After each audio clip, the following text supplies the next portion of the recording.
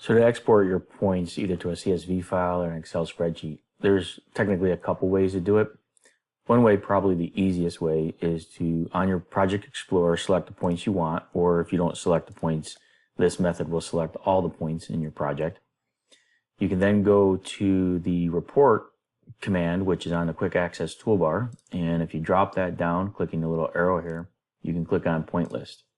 What this will do is it'll create a point list and a report of the points that you've selected, or all the points within your project. Once it loads, you then have the ability to print this or save it out and export it as an Excel file, a PDF, or a Word document. An alternative method would be to use the export command, and on the export command what you're able to do is choose custom, and on custom you'll be able to format the file that you want to export. So here is a CSV file, and you can set up, do you want it point number, northing, easting, elevation, or description.